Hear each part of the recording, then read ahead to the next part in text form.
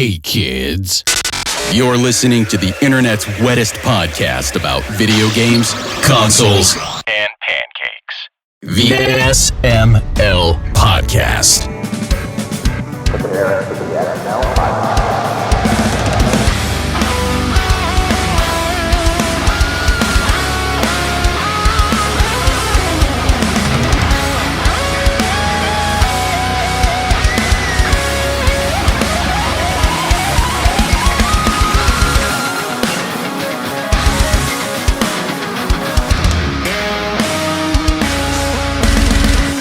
What's up, everybody? This is the SML Podcast. I am your host, Joe. Joining as usual, Jacob, Aki, and Bree. How are you three doing? We be live. We do be live. I refute that statement. I'm wondering if Jacob said like one word and the mic didn't pick him up. No, not yet. I haven't said anything. Yeah. Yeah, that microphone I was so weird. Yeah, no, I was reading something on my phone, and frankly, it was more important and, Oh, I was expecting What's to be going on in stupid. your life, Mr. Important Jacob? well, today's opening day of baseball. Ah, The Marlins won, so currently they're division leaders. wow. So where are the Marlins from? Because all I know is that I'm Miami. pretty sure that's a fish. Okay.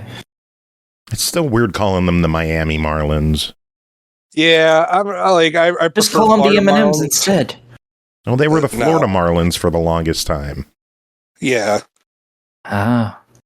Well, were they any good back then? And are they any good now? no. Jacob, That I'll let laughter you says field no. these questions. No, the Marlins have only ever been good because of insane amounts of luck. They've won the World Series twice. Again, both of them by luck.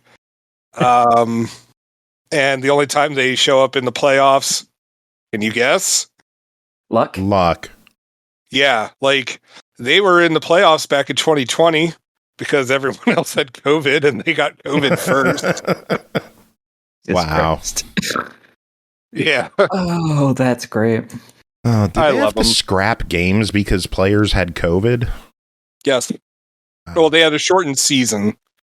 And so also some games just got moved.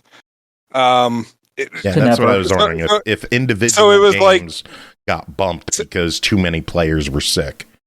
Yes, because the Marlins ended the Marlins were actually the very first ones to get COVID. They're they number were one. They're number one. because they were a bunch of dumbasses and they were partying in Atlanta and then they came to Philly and then they were like, "Oh, we're sick." And so yeah, they ended up Fun. missing they ended up missing a few weeks, but then everyone else had COVID at the end of August of that year, and so the Marlins just got into the playoffs because everyone else was too sick to play. Ain't that some bullshit? It's the Marlins for you. I play as the Oh, Phillies in the show. Boo. Why boo? I don't like the Phillies. Why? I just don't. Also my brother follows them. Are they from Philadelphia? Yes. Alright. Good guess. The Philly. Hey, you never know. I was like, well, maybe they're just really into horses. I don't fucking know, okay? It's spelled with a PH. Yeah, Okay. Philadelphia. Yeah, I that's why I made that guess. I assumed You it was that baseless gap. assumption, but still. Baseless assumption. Ah! Oh god, no, I made a pun. Fuck it. You didn't even know it. That makes it even better. Someone shoot me, please. Oh, I wish, but you have games to talk about tonight, so I can't do that. Oh. How was everyone else's week? Jacob is excited about baseball. I'm so friggin' excited about baseball. Also, do you know the Wind Gap, the Gap Theater up in Wind Gap? No. No. Well, Aki, I wasn't expecting you. Joe actually lives up in NEPA, so I would assume Anyway, so I just found out that they exist, and they regularly show like movies on like 35 millimeter. In a couple weeks, they're showing The Warriors, and I'm like, oh hell yeah! And then they're going to be showing the 1990s Dick Tracy movie like a few days later in 35 millimeter, and I'm like, oh shit, I gotta go. But that's like a 2.5 hour drive just to go see it. Oh, I didn't even know where the hell Wind Gap was. That's like northeast of Allentown. Like, I've never been there in my life. Oh, yeah. Nor have I. I don't think. Yeah, fuck. Bree, how many times have you been to Wind Gap, PA? 0. What? Shocking, Neither I you know. or Aki have been there? What? No, never. I bet you don't even live in Pennsylvania. Nope, never. I've at least been to Pennsylvania a few times. You have. I have not. Good stuff. Riveting. Aki, how was your week? I've been busy. Doing what? Review games. Just review games. It's the same thing. I'm almost always busy with review games. The funny thing is, like, after today, you have, like, nearly nothing left to do. Thank God I get a small, tiny break that I'm going to put into prior review games to try and finish them. Yeah, but don't you also have, like, you got your April Fool's Day game? Oh, yeah, I do. Yep. We've all got an April Fool's Day game to play. Including you. Yeah, I didn't know you did. Why would If I you tell don't, you? I'm going to be very sad. You have one, right? I don't know, do I? I don't fucking know. You dingus. Huh. That just dropped today. Or What wait, dropped did it your drop today? balls? Damn it. I was hoping you were just going to leave it at what dropped. I was going to say his balls. Damn it. Disney Villains Cursed Cafe.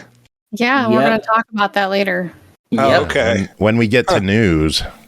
Yeah. Yep. That's fair. You better get your balls ready. Because they just dropped. One day I'll be a real boy. I actually have Ball Squad news later, too, so we'll be hearing that again. Ooh. Should we get into the... Bree, did you want to talk about your week at all, or should we dive into news? Sure, I'll talk about my week a little. Cool. I went to the doctor, and I got good news. Ooh. I lost a bunch of weight. Yay! Yay! I didn't do anything except vomit a lot to get there. Yay! Oh, that's good. I was totally I'm familiar sick, with that way of losing a couple weight, weeks though. ago. Oof. Yeah, I was totally sick a couple weeks ago from some medication I'm on, and it caused me to lose like 10 pounds. Damn. Great to lose 10 pounds. Not really the best way to lose it, though. No. Yeah, not really. No.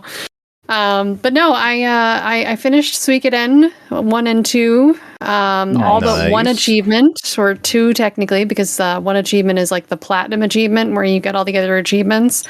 And I'm just missing one stupid minigame achievement that I just can't. What do you have to do? Can't.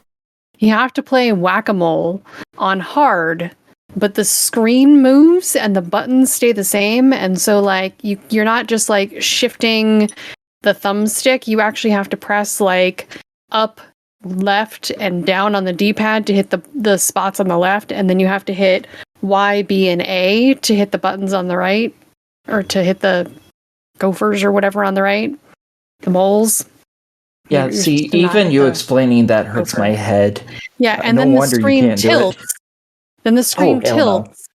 But the buttons stay the same, and then the screen tilts, and you have to stay alive for a minute, and you can only miss 3 things, and missing can also mean hitting the groundhogs or whatever they are that are supposed to be good. I was gonna say, can't you button mash? But nope. Nope. It requires some skill and some luck. It is rough. Or Acolyte says you have to. I know. I keep You're trying. contractually obligated. I keep trying. I'm not good enough yet. I've gotten further progress. I've gotten to the point where it shifts to the left and I succeed. as it shifts back to the middle, but then it shifts to the right, and I'm done. So, yeah, can't finish the whole minute yet. I can succeed about like 40 seconds. You'll get there. Oh, so close. And yet so far, yeah. You'll make it. I believe in you. All right. Well, thank you. Or you'll punch Joe in the face for saying that. Either way, it's a win-win. Just the knock on the door. Hello? Oh, Bree, what are you... Why? Whack-a-mole, motherfucker. Whack-a-mole. You have a big oversized hammer that you hit me with. Yes. Yes, there you go. Oh, man. Should we dive into the news? Because Jacob wants to talk about Disney. So. I mean... I read up on it. I'm not like, busting at the seams to talk about it. I'm fine. Well, it was part of the Nintendo Direct, so... Yeah, I saw that. We should talk about that. We should. Probably. Has everyone seen it? Yes. No, I just read an article. I watched it before the show on like 3x speed. I did stay at a Holiday Inn. I did skip through like 2 sections because I was like, okay, I get it. I wrote it in my notes and I'm bored now. Next. Is one of them Pokemon? Yes. Agreed. I took some notes on that, so fair. Well, let's start at the beginning. With Dragon the Quest beginning. 1 and 2 HD remake. I'm impatient. Sorry, Jeff. A very good place to start. And when you get to the end, stop. Go ahead, Aki. You want to talk the news? You talk the news. Nobody else is going to sing any... No. No. I wish that part hadn't been sung. That was horrific. Yeah, I mean, it was the point, but, that should never be the point. Anyways, the first games were Dragon Quest 1-2 HD remake. They look very pretty, and I'm kind of excited for those. They're I don't know for a 2025 release. Do you know what games are also coming to Xbox? Because I know some of these games are also coming to Xbox. I made a note of the ones that are also coming to Xbox and presumably other platforms as well. Yeah, this one is all platform. Yes. Good. I am excited for this. Then next was one of the games I was most hyped for out of this whole list, No Sleep for Kaname Date. It's from the AI The Somnium Files. And which apparently is pronounced I. And that was something I never knew. Yeah. Aye. Yeah. Well, either way, I'm looking forward to that game because I fucking When's it come out? July 25th. I don't keep. He's like, I want to talk all the news. I don't have the dates, but I never have the dates. We know this. We've gone through this story before. Where you're trying to get into dreams and reality to save someone stuck on a space station with no supplies. It looked pretty cool. This one, from what I see, is Switch and PC only right now. Then I will have to get that on Steam. It don't matter. I want it anyways. After that was Rideout Remastered, The Mystery of the Soulless Army, remaster of Devil Summoner from the PS2, coming out June 19th, right around the corner, all platforms. Yes. Another Atlas game that's very Persona-y for those of you who like Persona games. Yeah, it's the same series. Yeah. In Megami. Shadow Labyrinth was next from Bandai Namco. Another one I'm super excited for. That one's so cool. Weird to me. I know we've seen this one before, but seeing it again, like it caught me by surprise again when Puck transformed into literal Pac-Man stages. Yeah. Just eating dots along walls. It's a Pac-Man Metroidvania. I really like the part where Puck turned you into this giant beast robot thing and then ate a creature. Like, just went hot and just ate the fucker outright. That was so great. I am so excited for this game. That comes out July 18th. Should be on everything. After that was one of the first surprises of the show. Oh, that's your birthday? July 18th. So I get Shadow Labyrinth. Nice. There you go. Nice. Funny. After that was a surprising announcement. Patapon and Patapon 2 are coming to the Switch published by Bandai Namco, releasing July 11th, will also be on PS5 and PC, no Xbox. Thanks, Sony. Yeah. I mean, it looks like you use an actual drum thing to buttons. control everything, don't you? Nope. Oh, okay. It's a PSP game. Oh. Yep. Okay. A lot of people are I wasn't excited really it'll be sure. on the Switch. Yeah. Fair. Keep that I was not sure portability. what I was looking at when I was watching that thing. I was like, I have no idea what the fuck this is. Yeah, it's pretty cool to see coming back. Very surprising to see it on Switch, but I guess this is Sony testing the waters. Yep. After that was Story of Seasons Grand Bazaar, releasing August 27th. More chill farming games. Indeed. And then a long segment on Metroid Prime 4 Beyond. It is That looks so confirmed for good. this year. You're going to have psychic abilities in this one. And you get a new suit that looks really awesome. And I would love to give Nintendo my fucking money if they would just put this on anything that's not a goddamn Nintendo. Not happening. Get I used know, to it. they'll never do that. It just Nope. bothers me. I want these games so bad. Get a Switch. No, Yeah. Why? Join us. because I don't want to give them that much money. I mean, they're not really super expensive anymore. Just Yeah, get but one, I have get a that Pro gun controller, club dock at your buy. TV, play Metroid Prime. Yeah, but think of how much Gunpla then that doesn't get bought. Exactly. How much is a Switch now? Like $300-400? That's a lot of Free. Gunpla I could be buying. Yeah, that's a lot of Gunpla I could be buying. And honestly, the Metroid Prime series is the only Metroid games I'm actually particularly interested in. There's like tons of good games on the Switch. Maybe, but Ooh, you could get the OLED model with Mario Bros. Wonder for $349. Mm. so And then that's at like, Christmas time, No Gravity Games gives out free games. So I mean, Also, you that. know, you get like Oh. 15 games every holiday season Yeah. Yeah. ooh. of yeah, whatever, but It's you know, 12 days of of, Christmas. of questionable quality. Fair. I'll be honest, I stopped grabbing all their free games because I never played any of them.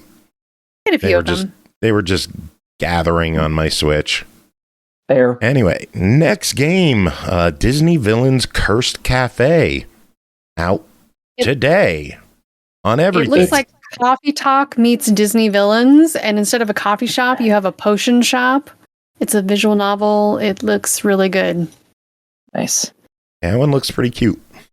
After that was a retro isometric RPG in a witch school called Witchbrook from Chucklefish. It's confirmed for a holiday 2025 release, and it's going to be day one on Game Pass. Nice. I like it. Look visually. I want to see more about the game because I'm still not sure exactly what the hell's going on in it. I think it's a life sim style game. Yeah, that Fair. kind of seems about right. Those are getting That's very what I was popular thinking, lately, too. it seems. Life sim, farming sim, stuff like that. Yeah, Sims are always great. After that was The Eternal Life of Goldman, a hand-drawn platformer coming this holiday. That looked pretty interesting. That looked really cool. Not Yeah. sure if that's going to be on other platforms. I haven't heard much on that. I did see somewhere that should also be on Xbox, so I assume other platforms as well. Nice.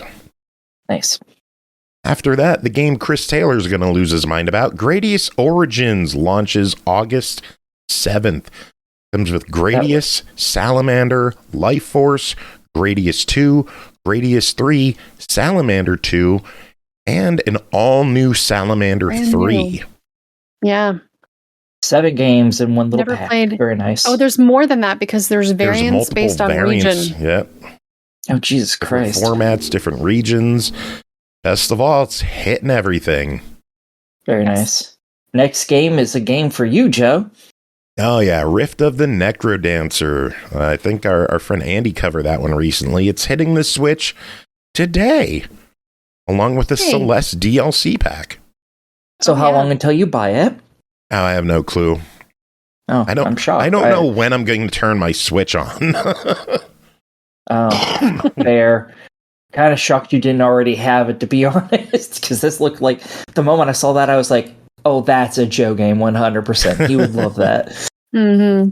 I'm going to hold out hope it comes to Xbox, but I'll probably end up grabbing it on Steam on sale.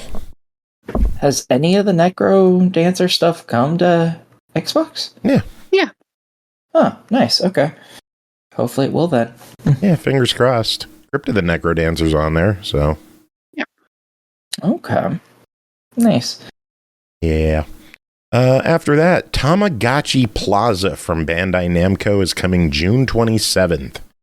Going to have hundreds of Tamagotchi. Random mini games. Yeah, this is just Mario Party with extra steps. Played solo, it seems. That was the one that was like, you had different shops and you had to do different jobs and then you upgrade the shops. Okay. Yeah, upgrading the shops and everything was all playing random little mini games. Yeah, I don't... Was this confirmed for anything else, or is the Switch only? Not to my knowledge. I think that's Switch only. So. Yeah, I wouldn't be shocked. Bandai does a lot of Switch only stuff like this. Next up was Bree's favorite portion, Pokemon Legends ZA.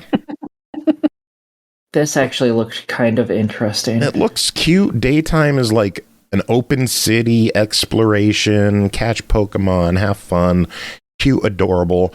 And then at night, it becomes a battle royal style game where you have to work from rank Z to rank A by taking out other trainers in the city. Yeah, it looked really cool. And it has that same style from, oh, what the hell is that one? Arceus?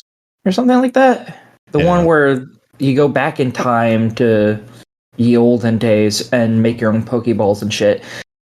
They've evolved that. That was the only Pokemon game I had been interested in a long time, since all the others play the exact same. So that's actually really interesting. And where you could play one of those? On a Switch. Yeah, well, no. Yeah, you can. I could. I don't have a Switch. I think it's time. Mm-hmm. Next up was Rhythm Heaven Groove, coming 2026. So it looks like Nintendo's going to confirm titles into next year for the original Switch still, not just Switch 2. I thought it had a really annoying trailer. I was wondering if this was going to be a U game or not, because it's a rhythm game, but it's super tricky. I love Rhythm Heaven. They're great games, but like... Oh, nice.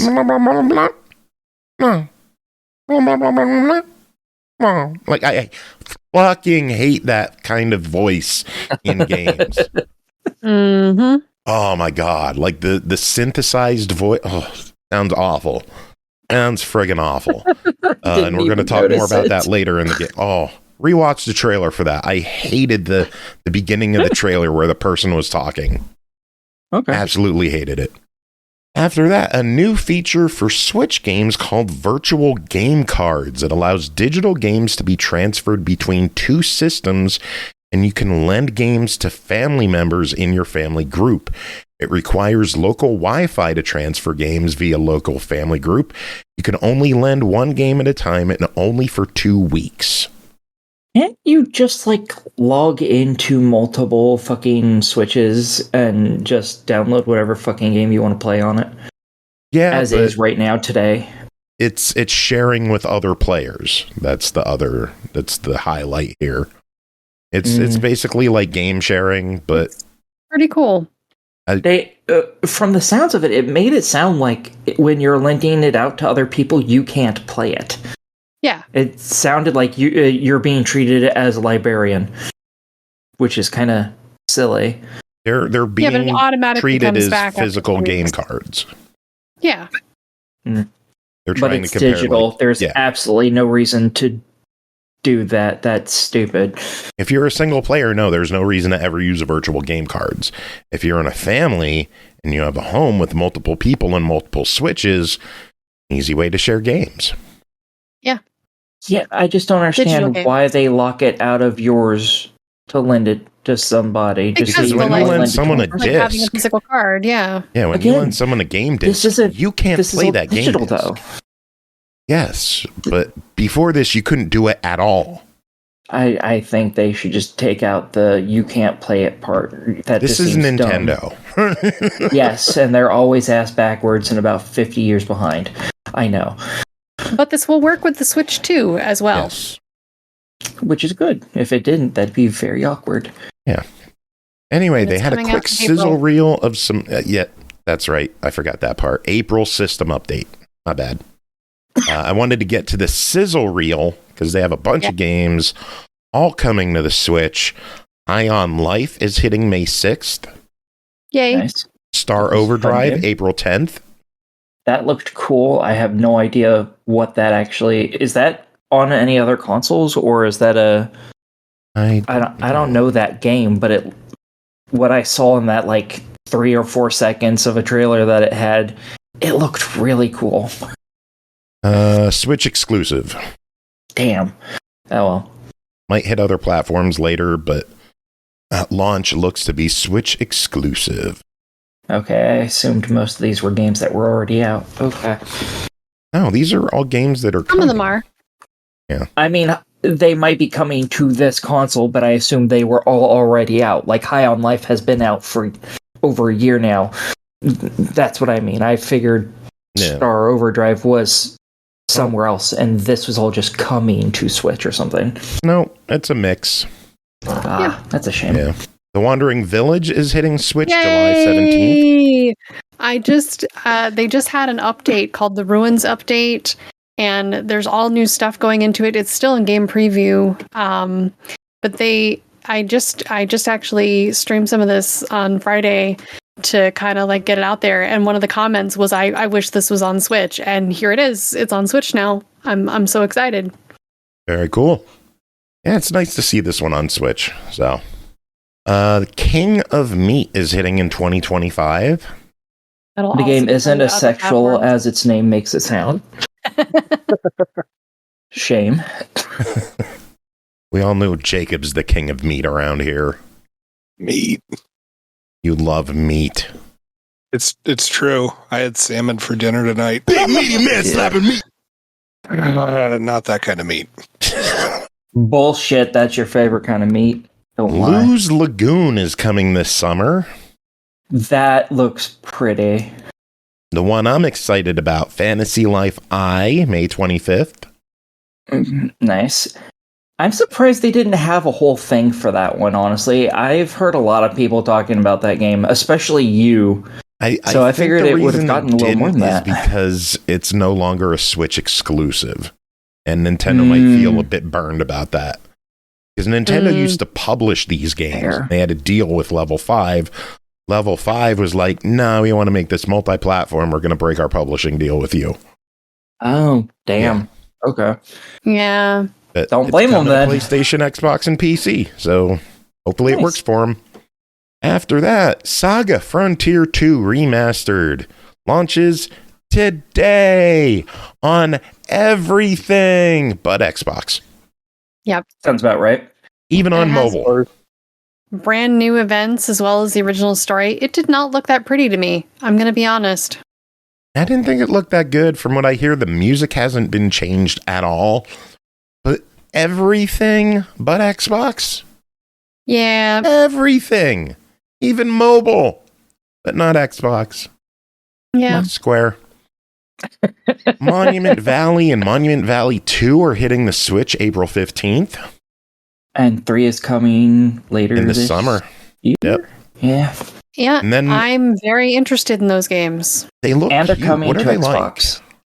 They're I've puzzle never games. played them. But yeah, they're puzzle games, like you movement puzzles, kind of like reminds me of Fez a little, mixed with some other stuff. I've played a game kind of like this before. I'm kind of excited for these. They're super cute looking. Yeah, I'm interested in checking them out. It's good to hear they're coming to Xbox too. So Yes. Yeah. after that was the one that had me kind of jaw dropped. Everybody's Golf Hot Shots coming to the Switch this year from Bandai Namco and Sony. Very nice. Very nice. Hot Shots, long time Sony franchise, hitting the Switch, not coming to Xbox. Yeah. That doesn't shock me. An online golf game. You couldn't throw us a fucking bone. No. Of course not. I love the Hot Shots games. Bring it to Xbox. Come on. I want it. I don't want to play it on a fucking PlayStation controller again. Looks good though. I'm interested in this one. It's the first one not developed by Clap Hands. Bandai's developing this one themselves, which I find interesting. Well, I just found a solution for you. Buy it on Steam and use your Xbox controller. That's a possibility. Yeah, that's what I do with games on Steam. I if it allows controllers, and sometimes even if it doesn't, I use my Xbox controller. I would rather Makes get life PlayStation trophies over Steam achievements. Why? Because I have zero attachment to Steam achievements. Fair. Like, I have a 1,000,000 gamer score. I'm level what the fuck ever on PlayStation. I have like 12 Steam trophies. Just means you need to up your game on Steam, yo. Yeah, those are rookie numbers. Got to pump those numbers up. Yeah, I know. I wonder what my numbers are. Anyway, after that, really awesome looking game coming. Marvel Cosmic Invasion, an arcade style brawler, coming holiday 2025, hitting all platforms, and it looks fucking awesome. Yeah, and it's gonna local and online. Yep, 4-player online. Like, everyone talked at the same time, and then no one said anything. Yeah, that's because Bree said what I was going to say. Jacob, what are your thoughts on this one? I think it looks nuts. It looks really cool, and I'm looking forward to it. I know my kids are going to like it, too. Jacob and his balls. Jesus Christ. What? Huh? What balls? Immediately started talking about nuts. Huh? No, my kids are going to go nuts over it. Okay. Hockey's drunk. After that, Tomodachi Life. Living the Dream, a new Tomodachi game coming from Nintendo next year in 2026. Oh my god, I hate the voices in this game too. Yeah. I don't really remember a lot about this one, other than I didn't like it visually. Yeah, I didn't like it characters. I hate the voices. I hate them. So which one would you prefer, the Tamagotchi or the Tomodachi? And I hate how similar those two are. Tamagotchi because they don't have the weird voices in it. Rhythm Heaven was the trailer with the weird voices. One final thing on that conference was a phone app called Nintendo Today. It's going to have daily news updates from Nintendo available on iOS and Android. And then next week after the Switch 2 Direct, they're going to have more news on there. Yeah, so basically what we're telling all of you is go get Nintendo Today, keep up with Nintendo news, and then we never have to talk about Nintendo again. Yeah, we'll talk about Nintendo a lot because that's what we do on this show. But we don't have to. They're going to be talking about themselves now. They're just making it easier to drip more info into everybody's veins. Would you prefer more PlayStation news? Is that our only option? Yes. Can we just do more Xbox news instead? Nope. Do that or else Disney Dreamlight Valley. Yep, Disney I Dreamlight accept Valley that. Let's do Disney Dreamlight Valley news. I'm okay with that. 20-minute segment every week of Disney Dreamlight Valley. Yep. Does it have to be 20 minutes? You're right. No, that's a good question, Aki. Joe, I think we could do a full 30. Don't you? No. So, PlayStation news. April is Xbox month on the PlayStation. Indiana Jones is hitting April 17th. Forza April 29th. Nice. What Forza game is it? I don't Forza Horizon 5. Yeah. Nice. I wish you could earn achievements in those. That would be funny. I wish they would do that more. You could earn achievements in the Switch version of Ori. Yeah. Interesting. And Minecraft. Yeah. It must be some sort of thing that Sony has set up. I don't know. Maybe because you earn trophies, why give you both? Fair. Very fair. Yeah. PlayStation Plus monthly games for April were announced. And Pretty decent lineup. Digimon Story Cyber Sleuth Hacker's Memory for the PS4. Nice. This one's kind of but Texas Chainsaw Massacre. Mm. You're into the online horror games. And then a RoboCop Rogue City. Nice. That was such a damn good game. That was. Now we know why it went on sale for $9 recently. Yeah. After Tony Hawk stepped in, it seems Bam Margera will be in Tony Hawk 3 and 4 Remastered. Word has it the game was basically done and ready to go, and Tony Hawk contacted Activision and said, put him in the game. They said they couldn't. He said, do it. So Bam's in the game. Okay. Good on That's him. my kind of negotiations right there. Yeah. Add this person. We can't do it. Oh, I don't care. Do it anyway. I think it's cool that Tony Hawk stood up for Bam in that. I mean, just because he's going through a lot of shit now shouldn't erase what he's done before. Because it's not like he killed anyone. It's not like he's in jail. He just fucked up his own life and made bad decisions. So, Repeatedly. He's from what I hear, he's working with DDP now, trying to get his life back on track. So that's awesome. DDP? DDP, Diamond Dallas Page. Oh. Are you familiar with the work he's done for wrestlers? No. Okay. Like, he's the reason Lex Luger can stand again. He's the reason Scott Hall lived as long as he did.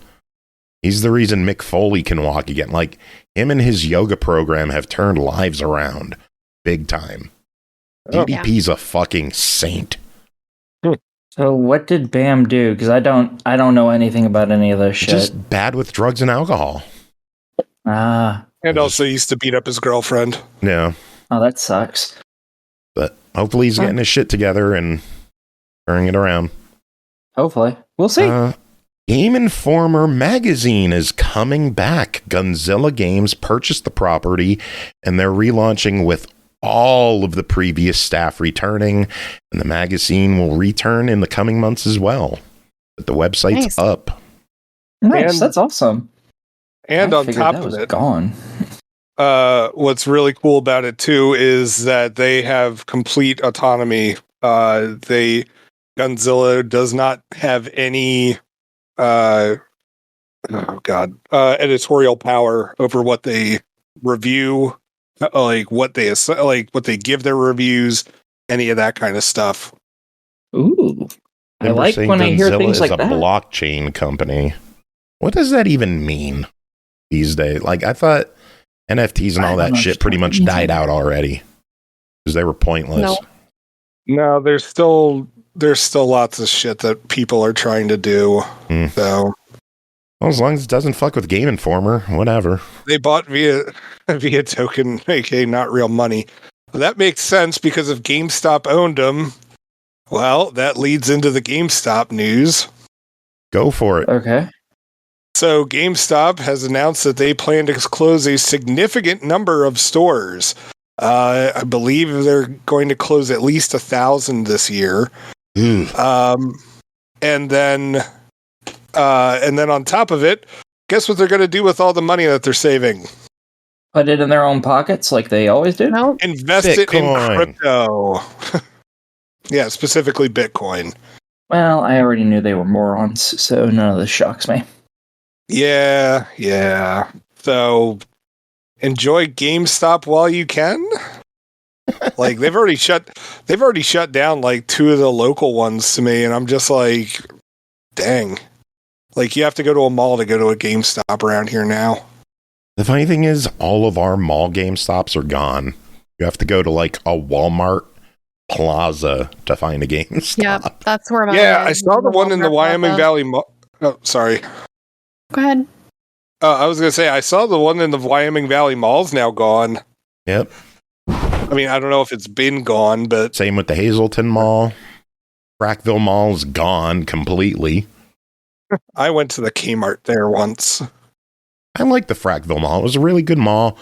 And they tore it down to do, I think, a Bed Bath & Beyond warehouse. And then they just went bankrupt.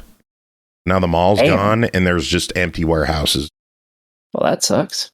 Speaking Yeah. of malls being torn down, Epic was supposed to be building a campus in Cary, North Carolina, and they actually lost their permit because they tore everything down and then sat on the property and did nothing with it for like 2 years. So Nice. I don't know what's going on with that, but yeah. Sounds about right. Fun times. Yeah. Speaking of tearing down things, Warner Brothers wants to destroy all of their legacy as they are tearing down the Looney Tunes building on their lot. They have removed all Looney Tunes programming from Max, and just this evening they announced that they have scrapped their plans for Hogwarts Legacy expansion and a definitive edition of the game. You know, the game that sold millions of copies and made them a lot of money. They're going to ignore now. What the fuck are they planning on making? They're getting rid of Hogwarts and Looney Tunes, the only reason they fucking exist? The fuck are they doing? Because the idea is that they're gonna be selling off WB games. Like that's their end game. They're gonna sell, like, they want to get rid of WB games, and like my question is, what does that mean for like NetherRealm Studios, like with Mortal Kombat and stuff like that? Because well, they're also getting rid of Looney Tune everything, it appears. Yeah. There's I've read just rumors. video games. I've read rumors that like they're looking to sell off the Looney Tunes IP, and I'm just like, okay, if they get rid of all their video games and they get rid of Looney Tunes, what the fuck are they? What do they have left that's of DC any Comics. importance? DC they own Comics. DC? Yeah, that's actually why. Yeah, that's Okay, actually then. why. That's actually why DC is still with Warner Brothers, because back in the 1980s, Marvel was actually about to buy out DC because DC was just regularly shitting the bed in terms of money. They were just hemorrhaging it. And then some pencil pusher over at Warner Brothers did the math, and they found out while the company was hemorrhaging money, they were making like shit tons through licensing, and like, so at the last minute they stopped the deal to sell off everybody to Marvel. Like, it got to the point, it had gotten far enough that Marvel had started planning the cover for Superman #1. Oh wow. Like, you could actually find the art for it online.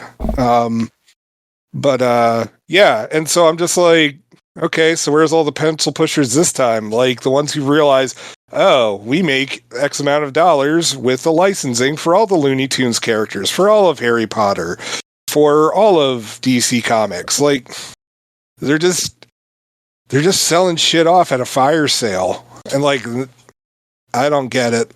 I just really don't. I believe the reason why is because the people in charge have short-term view and nothing beyond that. Yeah. No, I agree on that. But that's most companies these days, I think. That's why everyone's doing things that are clearly stupid. Yay! Yeah.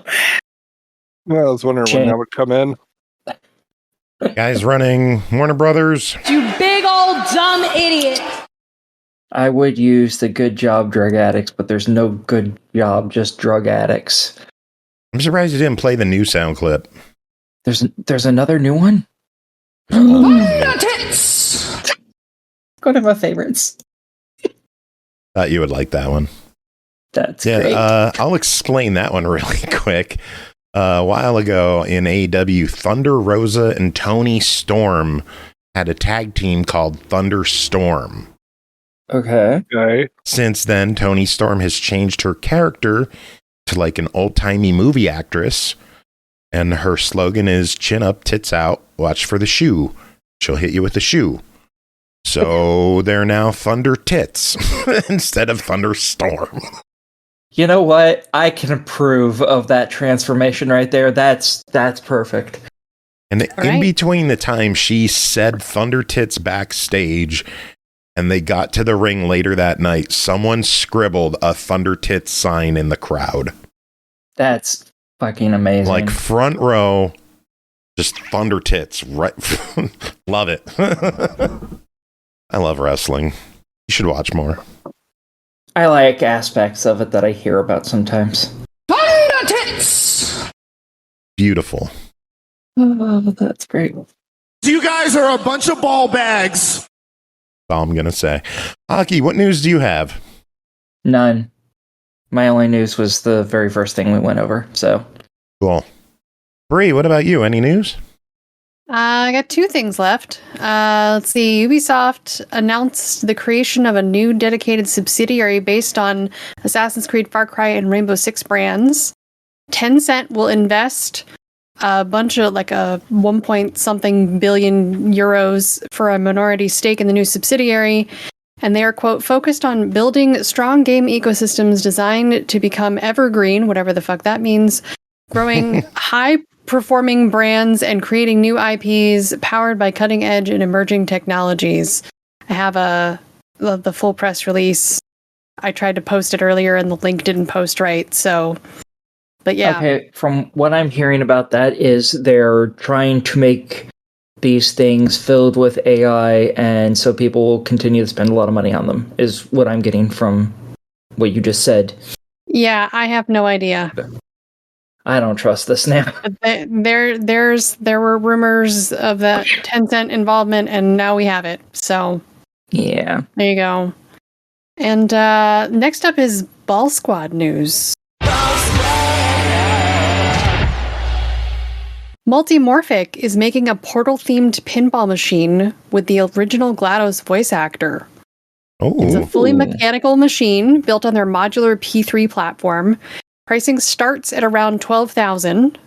There's a Portal Standard Edition, which is a 3-flipper game, and the Portal Extended, which is a 4-flipper game. I had never heard of multimorphic tables before, so now I have a little rabbit hole to fall down. But gameplay is surrounding test chambers, and once you complete them, you get to fight GLaDOS, who otherwise taunts you throughout the game, and it looks amazing. It's a mixture of lore and design from both Portal games. It looks really cool. If you can post that somewhere, I was gonna say, I will post it in the Discord. I'll post it in the chat right now. Take a look. Just did. Oh, you did. All right, you beat me to it. Yeah, it looks really good. I never heard of multimorphic either. Awesome. Yeah, apparently they're known for their P3 modular systems. Yeah, so that's a little rabbit hole I'm going down now to research and understand more about them as a company. But yeah. That's really cool. I'm wondering if Grant knows anything about multimorphic or any of the other tables that they've done. Did you hear, since you're talking about pinball stuff, have you heard about Wonderland Amusements Alice pinball table? I have not, and I wish I had. You got a link for me? I do. I'm going to open up the Kickstarter page, post that in the chat. They had a $100,000 goal. With 13 days left, they're over 600,000. It was fully funded in 2 minutes. Wow. Jesus. I'm a huge Alice in Wonderland fan in general. It is not a full-size pinball table, but it is a slightly smaller, near full-size mechanical pinball table. The cheapest one is $850 Kickstarter. Nice. And they have different upgrades that you could get with like different the topper that goes on the top of the machine, the plunger, some other trinkets that you could get on there. It looks really cool. And the fact that they're selling a mechanical pinball table that you could buy for your house for under $1,000 is insane. It's amazing, yeah. Like full-size pinball tables could be $10,000 or more. Easily. Yeah, I'm going to be a dingus here. What about the other one we were just talking about? Is that a real pinball table or is that a video game? Yeah, it's a mechanical. It's a mechanical pinball table. The Portal one is yep. Yep. Okay, cool. What did you say the cost on the Portal one was?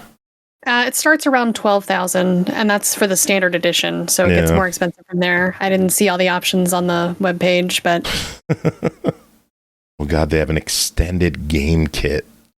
I can only imagine how much that shit costs. All right, I'm going to go to the store. I got to find out how much this machine is. They did Princess Bride. Did they? Ooh. I played that one when I went to go visit Big Adam down at the arcade in his area. Looks like you could get a game kit. The extended deposit one is for $2,500.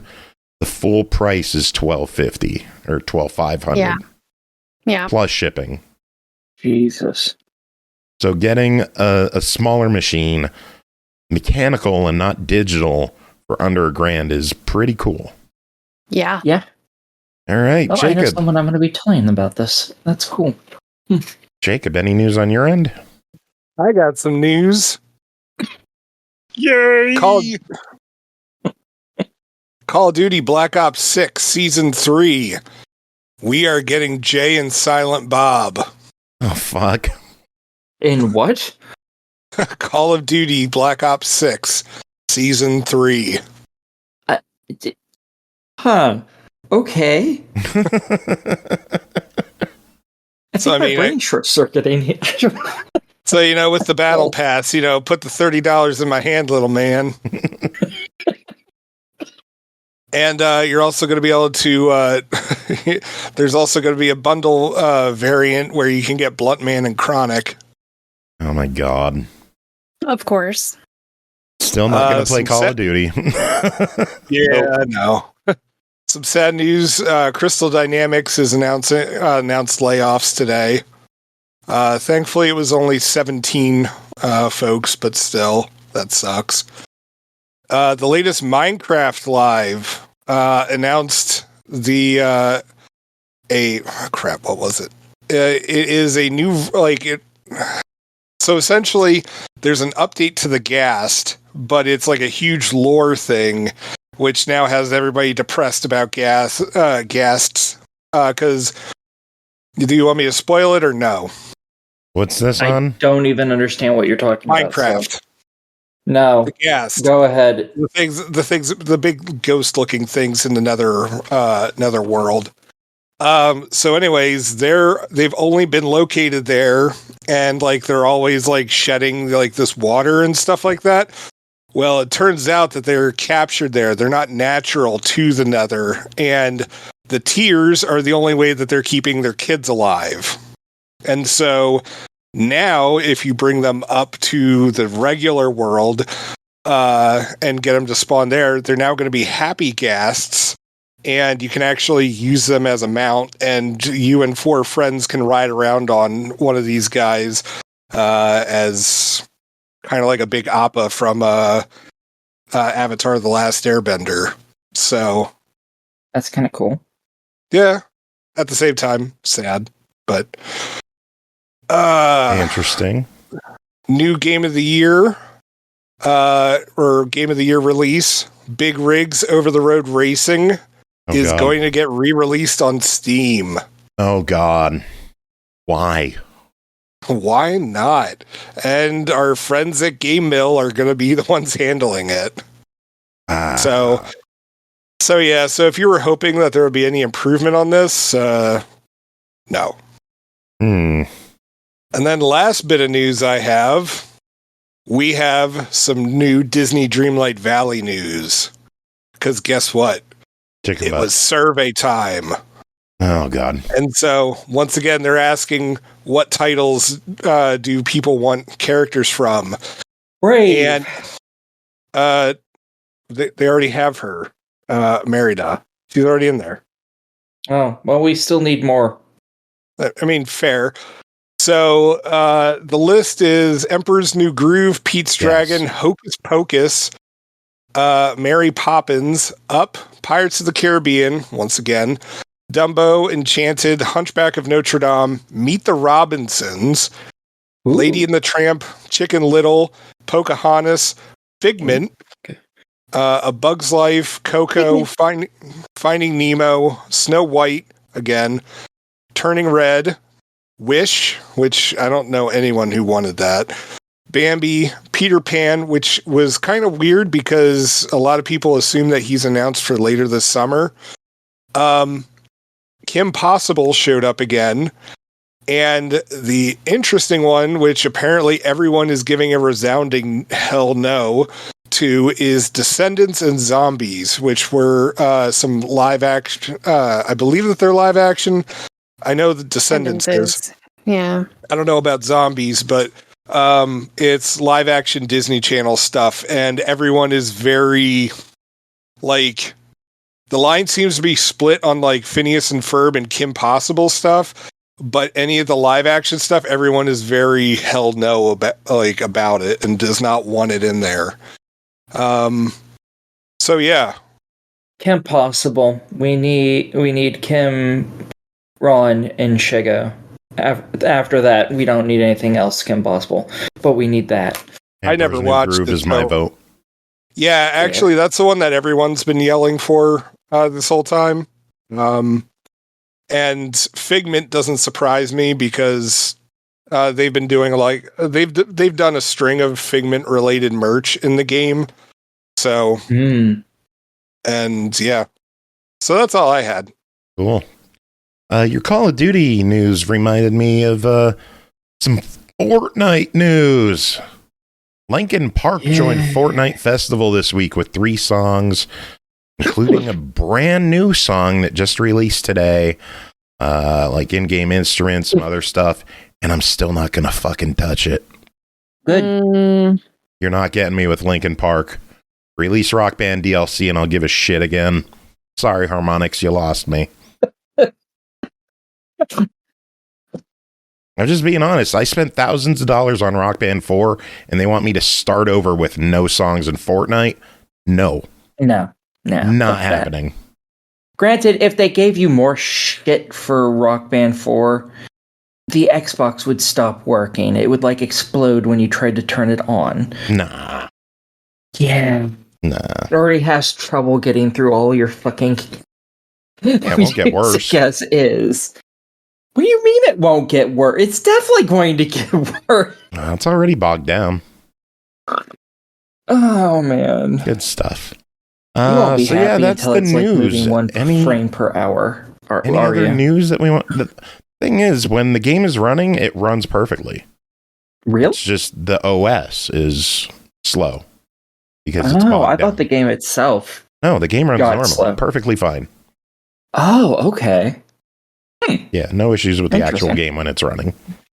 So, question for you then: could you put all of those games on an SSD?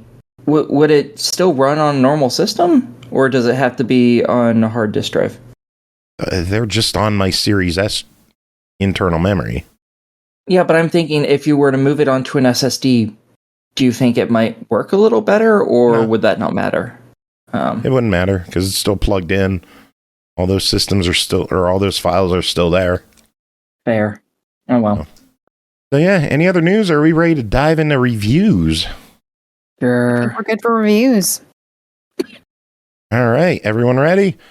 We got one big game and a bunch of tiny games. Tiny games. Yay! Yeah, so I'm expecting like 1 20-minute review and then like 10 3-minute reviews. If even. Gonna have to stretch them out. We need to make time here. First game to talk about. Not like my butthole. Yeah. Just ruin everything. First game to talk about tonight is ATOMFALL, developed and published by Rebellion, released March 27th on Series X and S and PS5 for $59.99, PC for $49.99. Nuclear disasters left an area of Britain in tatters. ATOMFALL, a new survival action game, will see you explore, scavenge, craft, barter, and fight your way through beautifully recreated scenery in search of answers. Aki, what is going on in ATOMFALL? Okay. In ATOMFALL, you play as an amnesiac who doesn't know who the fuck they are or anything, how they got there, anything like that. Surprisingly, you still know how to talk. Shame. And you're told by a scientist, hey, patch me up so I can give you some information and then die immediately. Great use of patching me up, I guess. And then you're sent outside into this closed off area of England. And basically, some accident happened that none of the general population knows exactly what happened because it was all secret hush-hush, government, CIA type bullshit. And they have erected walls and some sort of interference from something to prevent people from even getting radio waves out so they can't contact anyone. And any attempt to escape is met with extreme violence. Very, very extreme violence. So now what's left of this fairly sizable set of maps are different groups of people. Some of them have become outlaws and are just there to kill everything and take everything, and you get to kill them as much as you want. And then there's every other group, and if you piss off any of those groups, they don't ever become not pissed off at you. So don't piss them off, which I have learned very thoroughly now, as that has kind of ruined plans I had. You have the normal people who are just trying to get by, and they're basically lorded over by a bunch of military people who weren't able to escape back when everyone was evacuating. And they have martial law over the city, and if you piss off the military people, everyone runs away from you, even though no one likes the military people in the city. It doesn't make a lot of sense, but it doesn't matter. Then there's druids, which are people who have gone batshit insane and gone to live in the forest because they think the earth is speaking to them because of the weirdness that happened with this place is causing that.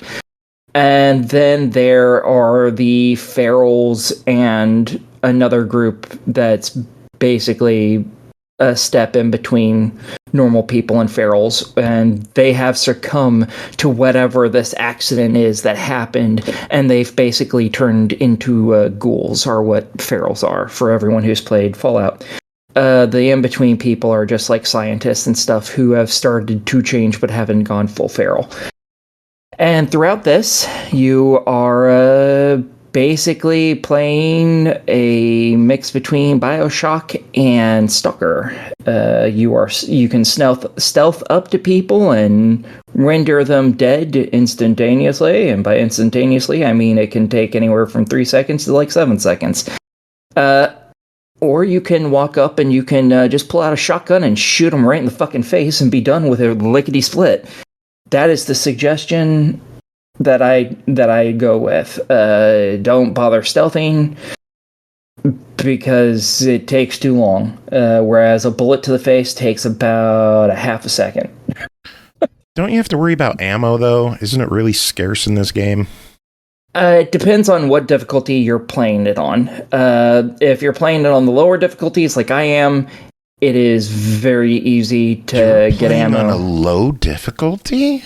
Oh yeah, I'm playing on the lowest this time because I just couldn't be asked.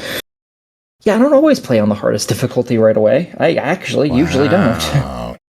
Sometimes. Usually expect you at least play on like normal or something. Yeah, I love the amount of options in this game for difficulty and accessibility. Mm-hmm. The options in this game are astounding. Yeah, not only do you have the standard options which change everything, you also can go in and tweak them to your liking, which is very nice. So you can make like combat more difficult and the survival shit less difficult, etc., etc. So it's really nice. There are some teething issues that this game has, namely, at any point if you save or autosave, and autosaves are fickle fucking things. You may get like 3 autosaves within 15 minutes and then not get one for like 2 hours. Its autosave system is bad. But if you were to load any of these, and all the enemies you killed might just suddenly respawn on top of their corpses.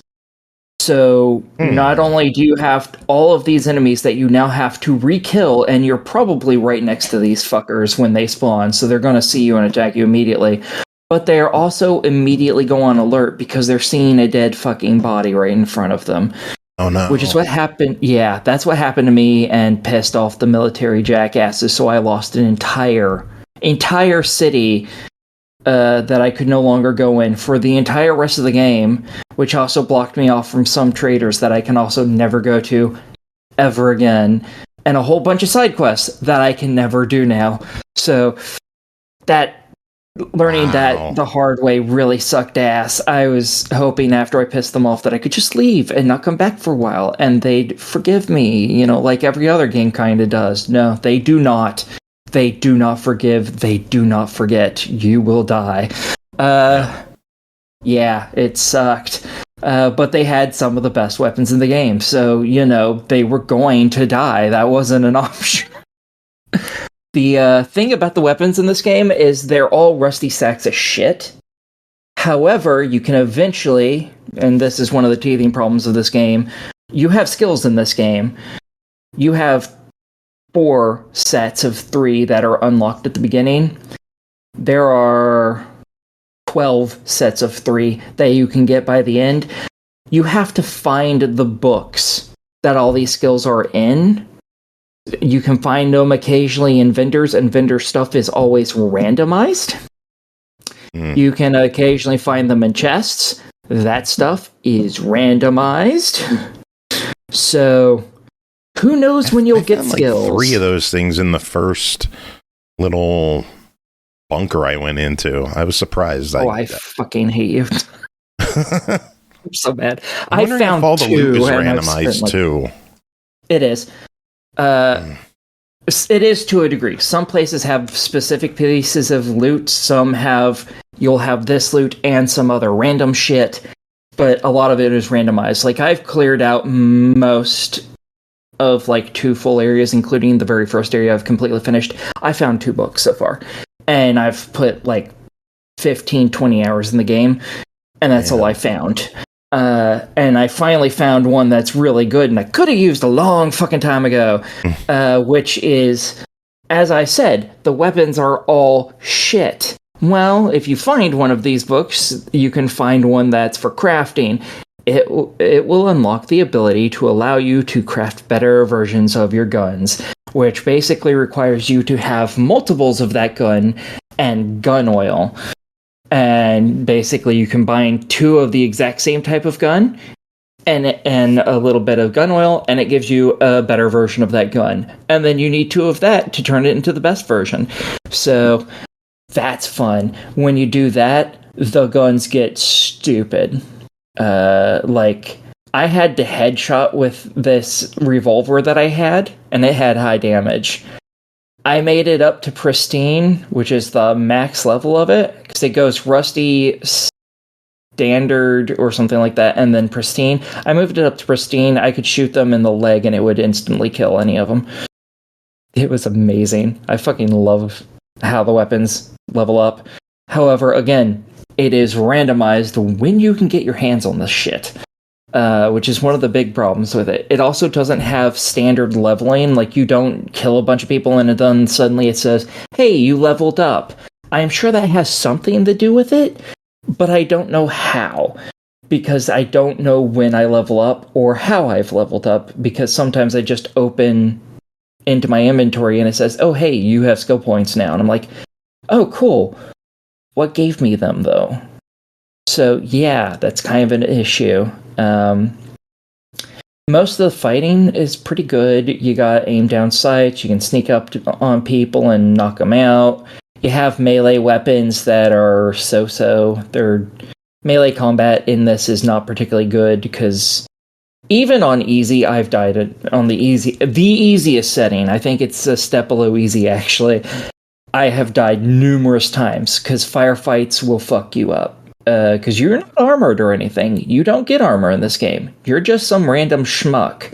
So guess what? A bullet pierces you just as easily as it does any other asshole. And some of the enemies are giant robots, and some of them have armor because they're better than you, and you still need to blow their brains out. So have fun with that. The entire time you are trying to unlock the interchange, I think is what it's called, and find a way out of this quarantined area. The thing is, this game has a lot of ways you can go about this. You can side with a bunch of different people to get out, and each one of them has their own ending for the game, and there's an achievement for each one of those endings, so be prepared to play this 5-6 times. Jeez. Something like that. Yeah. However, after you beat it the first time, it's a lot easier to speedrun it because there's an achievement for beating the game in under 5 hours, and people have beaten it in under 2. Jeez. This had a 3-day early access for anyone who bought the premium edition or whatever, and people have already beaten it that quick. The first playthrough, you're probably going to spend 40, 60 hours on it at least, because I'm like 20-ish hours, and I've still not finished 2 full areas. Granted, one of those areas is I have to kill absolutely everyone in it at this point to do anything, but still, my point stands. I haven't finished 2 full areas yet out of like 6. So, yeah. Overall, I think it's a pretty good game. It does have those teething problems, as stated, with loading and enemy spawning, and enemies never not hating you, because you can accidentally piss them off too, which is not good. And, skill books really kind of suck that they're randomly divided. Everything in the shop being randomly showing up means you can go to the shop numerous times in a row and not find shit, and I don't know how long it takes before they actually restock, because they do restock with different stuff every now and then. But I don't know what the time period is on that, and that's kind of irritating too. But overall, it's a pretty good game. I would be fine with it in general, but they could fix a few things to make it a lot better. Any questions? Visually, what do you think of it? It's so-so. It doesn't have the highest visual graphics in the world, but they're very passable to me. I think they're perfectly fine. But I'm also legally blind, so the proponent of how great are these graphics? I don't know, because I can't see, their facial hair, hair by hair any fucking way. I'm not one of those people. It's good. That it doesn't look like graphics that, AAA games would be touting for this gen. It's not that good, but it's not bad. Yeah. However, there is a lot of detail, and the world is fucking huge. Every one of the maps is pretty sizable, and it all loads in for that map all at once. So I don't mind that everything isn't, most current up-to-date graphics, because it would take forever for that shit to load if they did that. It loads very quickly, and it's like any of the BioShock games, this looks that good or better than, so I think it's perfectly passable. Nice. One of my favorite early moments in the game was I came out of a bunker and I started walking back toward the path that I came from. And in the distance, I just saw like a person walking by, and then a person walking by, and a person walking by. I'm like, is this a patrol or is it a fucking parade? What the hell's going on? So I saved the game, went up closer, and then like 30 guys charged me. I don't know They were what the hell was going on, that there were so many people at once. I don't know if like everyone on the map just spawned at me at once. It was insane, but I got about halfway through them. Then I died, it reloaded, and then there were like 6 of them there. Yeah, the thing about this game is there are some paths that lots of patrols are, because right out of your starting point, the very next place you're likely to go to is the big fuck-off town that you can see. Yeah. Problem with that is it's completely owned, and everyone in it is a fucking outlaw. And they do not like you, period. They never start as friendly. They are the pure enemy faction here. So they're right there once you get literally out of the very tutorial area, which is all of like 5 minutes long. You immediately have like 80% of the enemies in the game literally right fucking next to you. And they patrol, but those patrols move at different time periods. And there are also some patrols that are randomized, where they have different patrol routes, and it just picks one at random. So it's very possible that you just got butt-fucked by a whole bunch of patrols all being in the same area at the same time. I thought it was hilarious. Like, I went down swinging, but... Yeah. I died. Oh, well. Yeah. $60. What's your verdict on ATOMFALL? I think I'm for it. If you don't mind some jank to it, I think it's totally worth the price. If you found the things that I talked about that were teething problems and you're like, that sounds really shitty, I would just wait a little bit, because I have a feeling some of the stuff's going to be dealt with. Maybe not all of it, but I'm pretty sure the enemies responding when you reload is not supposed to fucking happen. And that will be one of the major problems of this game dealt with, thankfully. So I think it's worth buying. I think it's pretty good, especially if you like BioShock and Stalker and stuff. This is totally for you. All right. What do you think of the deluxe edition? Was it worth the extra $20 to go deluxe? Or if you already bought the game, is it worth the $25 to upgrade? What's in the deluxe again? It comes with the basic supply bundle and the enhanced supply bundle at launch. And then later on when it's ready, you get the story expansion pack. Oh, I would probably go with the deluxe edition, because I think that story is going to be fucking awesome, because I really like the story that's in here now. So more story is totally worth it. The bundle packs I don't think are particularly useful unless you're playing on like the harder difficulties, because like I'm swimming in so much shit that I don't have storage for anything anymore. Yeah. So there is a big storage problem with this game. You have like 20-ish items that you can put in your backpack, and then you have 100 items that you can put in basically your chest, and that's it. I filled that out a long time ago. And so this ain't Avowed with inventory. yeah, no, this is almost Borderlands with inventory. The problem is it's just the same handful of weapons over and over. And one last problem I have with this game is how you buy things. You don't trade for money, so you're not carrying any money with you. Instead, you trade for whatever's in your backpack. It's a bartering system. Which means you always have to have shit that you want to get the fuck rid of on your person, which means you have less useful shit on your person at all times.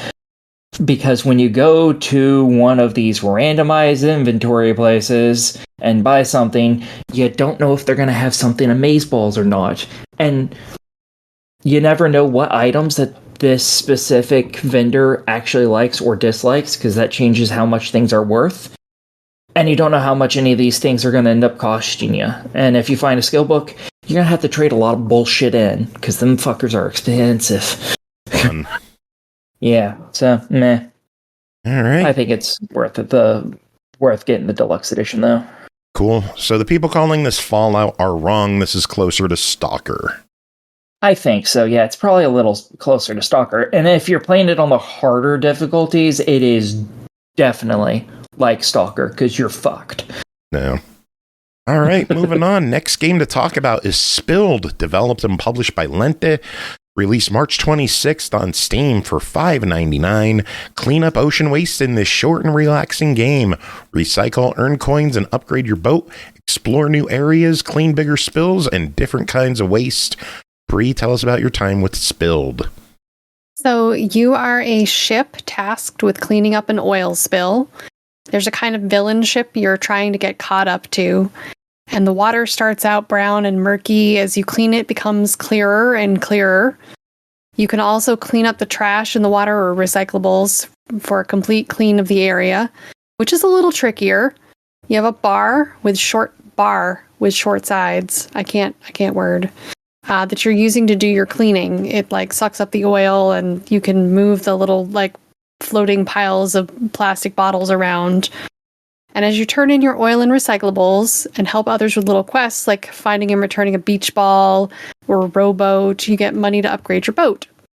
You can upgrade your oil container so you don't have to empty it as often, the size of your collection bar, you can upgrade the speed of your boat. Each new level opens when you've cleaned enough of the area you're on, but you get an achievement for 100% clean, so I went for that. Nice. And then types of objectives appear. You can shoot water off of walls, put out fires. You also get a magnet to pull up sunken oil barrels. And probably one of the best features is saving the animals, who all have cute names, like Oliver the Otter. There's a duck named Fred. There's like a polar bear. There's like a lobster or a crab or something. I don't remember all their names. There's even White. Oh, there's go a ahead. very important one in the game too. Oh yeah. I'm a Kickstarter backer for this.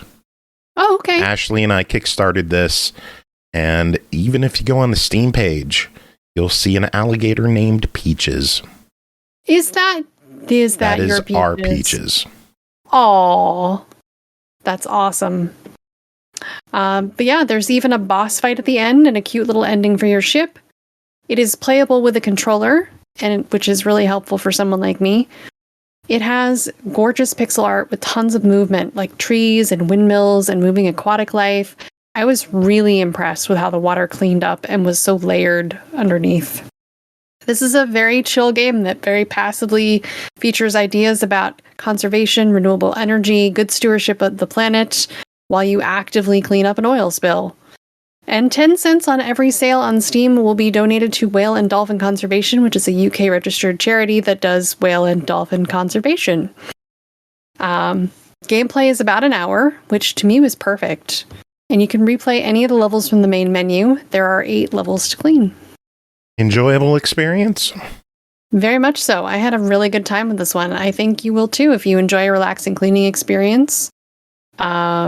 I even went back and replayed a level because I missed an achievement, and it was worth it for me to do that. So, yeah, I'd say this is a buy it.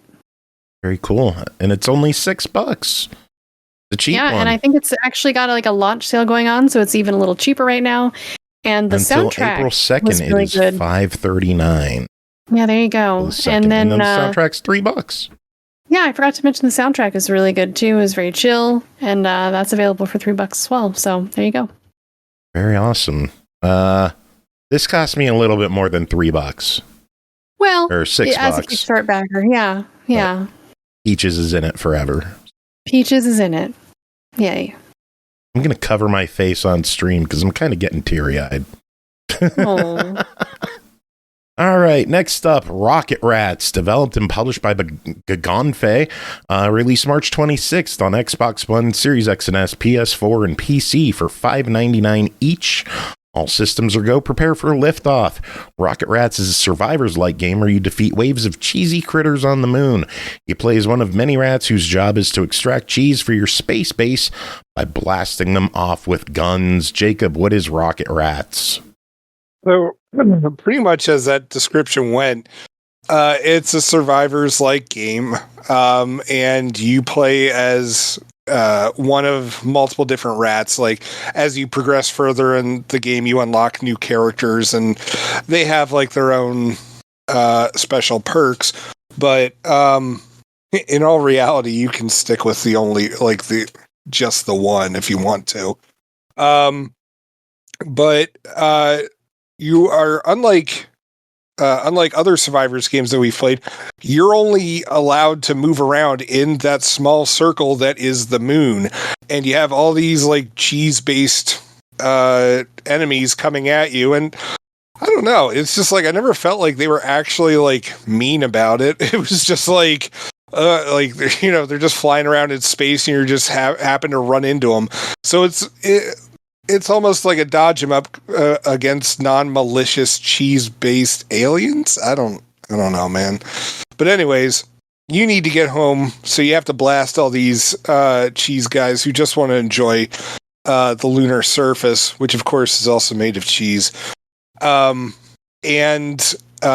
you get so much health as you go through the levels, and of course, as you level up, you get choices. You know, do you want like this kind of weapon? Do you want this kind of power up?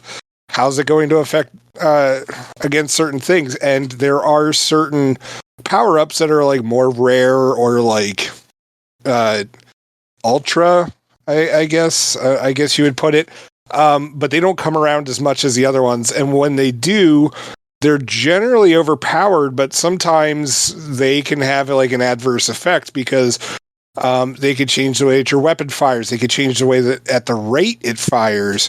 It could also mess with like your movement speed and all this other kind of stuff. And so what on paper looks like it's going to be a good idea, all of a sudden your game will have just gone to shit because you took this thing that looks like it's going to be more powerful, but it's not.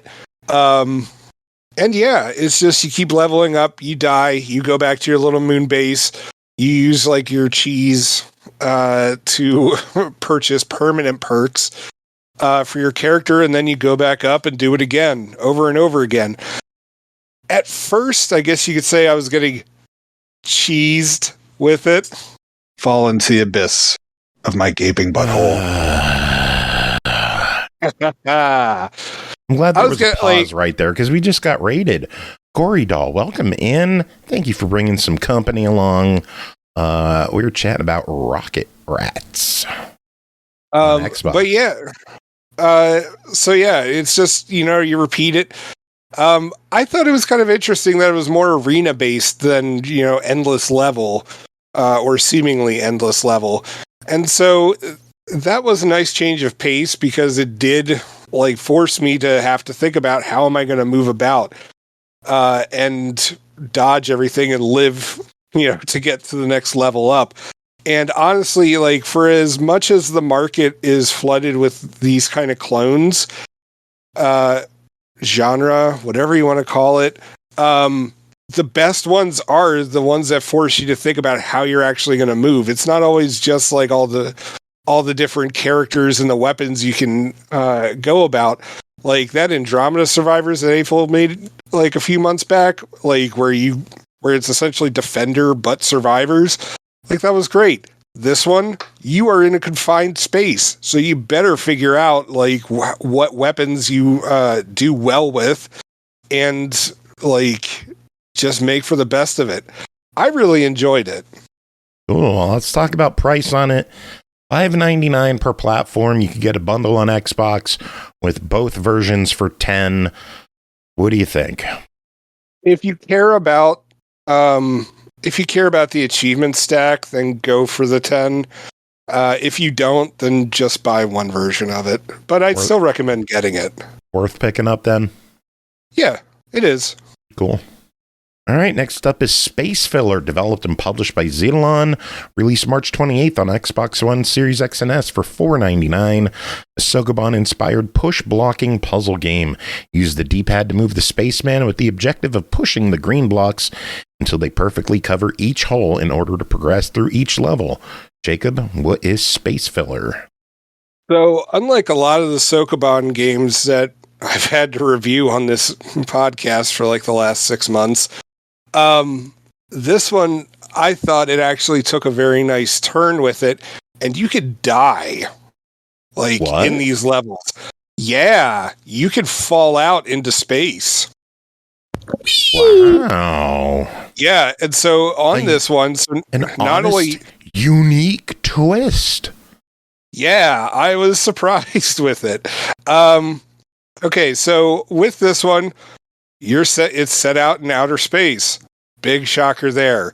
But your spaceship gets hit by a bunch of asteroids, and so now there's all these holes all over the ship that you have to repair by moving all these different blocks, which are differently sized. Okay, so it's not just the normal we have to move this square here.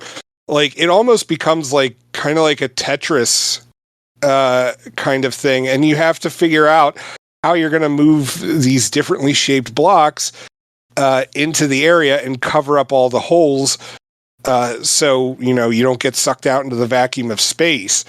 And it's honestly, it works pretty well. There's an aggravating thing where there's a certain type of block that will stick to the other ones, and I get why it's in there, but holy crap, is it really annoying trying to figure out how the hell what order all the blocks are supposed to go in, because if that block touches another one, then it's automatically going to stick to that. And then so if you weren't finished moving a block into a hole, and now you have that little square block, that the glue one, that one will move along with the block, thus opening up the hole. And sometimes I fell in the hole. This happened multiple times. I'm not going to lie. It's frustrating as hell. But this is such a breath of fresh air for this. No, falling out of the hole is a breath of fresh air. Literally. Well, no. It's a vacuum, so there would be no air. Okay, you got me. Just saying. I'm just saying. I gotta just say that my info was wrong. This is developed by Sid Fish Games and published by Xitilon. I wasn't going to say anything. Like, I wasn't going to correct you, but yeah, I noticed that actually. Yeah. But anywho, but yeah, like it's a nice change up from everything else. And as annoying as it can be to fall through holes and like fall through your ship, even though that's not really how space works. Blocks that stick to each other, like necessarily. I mean, it's one of the game mechanics. As annoying as those things can be, like this was enough of a challenge and a change up from everything else that I've had to play that I'm on board with it. I'm on board a spaceship. Got him. Thank you. Whatever. All right, let's talk price on this one, and I'm initiating a change in the show starting now. Okay. We're not going to address stacks. We're judging this as one game for $5. What do you think? Okay. Yeah, get it. It's worth it? $5? $5 totally worth it. Cool. Next up, Love, developed by Lovixsama, published by Xitilon, released March 25th. Xbox One, Series X and S, Windows PC for $4.99 each. Love, people, date. It's beautiful. Bree, what's this? This is a sweet puzzle game. The level select menu is a bunch of smaller hearts shaped like a giant heart on the screen. The premise is simple. You have a pink heart and a blue one, and you want them to meet. Hearts are automatically attracted to each other. You just have to help them navigate to a close enough point to meet. You press and hold A to drag the tile that the heart is on to the desired destination, and then each of the tiles has openings that the heart will move through in a magnetic fashion toward the other heart. So you have to think not only of the openings, but where the heart will gravitate toward. And after a couple levels were introduced to the romantic zone, a pink area that acts as an extra goal, you can complete the level multiple ways in a number of moves, under a certain time to challenge yourself, but the achievements only require you to complete the levels however you can manage, which is nice. So there's extra challenge if you want to go back for that. And there are blocked zones that are red. You can only move around those. And the game adds new obstacles to Love as you go along. This was way harder than I was expecting. I'm not sure if I really knew what I was doing or if I got lucky a few times. The difficulty ramped up pretty fast for me, and I found that trying to move one heart at a time was the best strategy. And there's a cat fight going on behind me right now. I don't even know what's going on. The graphics are really simple. Yeah, cat fight that's not on my end. I know, right? Hold on. What are you doing? All right. I was making sure she wasn't stuck. All right. They're fine. They're fine. All right. The graphics are really simple but effective for what they're trying to do. You have a heart-filled background, silhouettes of a man and a woman in pink and blue to represent their hearts that want to meet. The music is like some 50s guitar piece that reminded me of the high school romance song in Twin Peaks. But yeah, I mean, that's about all there is to the game. You're just trying to move these tiles around to get the hearts to meet each other, and it gets complex really fast. Oh, it's $5. Is it worth it? I'd say give it a try. This was different from what I was expecting out of a puzzle game, and it was way harder than I was prepared for. But I mean, at $5, if you're up for the challenge, go for it. Cool. Next up, Stellar Docks Deep Space, developed and published by AFIL Games, released March 19th on Xbox One, Series X and S, Windows Store, PS4, PS5 for $4.99 each.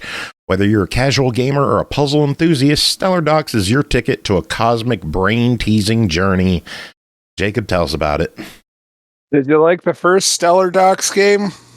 Did you wish that it wasn't set on a space station and maybe on like an alien planet sometimes?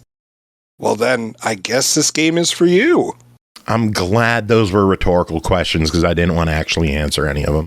Yeah, no. Like, It's another Sokoban game. It's set in outer space. This time, there's some location changes. One time, you're on an ice planet. Sometimes you're on a space station. Sometimes you're on an asteroid. Who knows? What's up?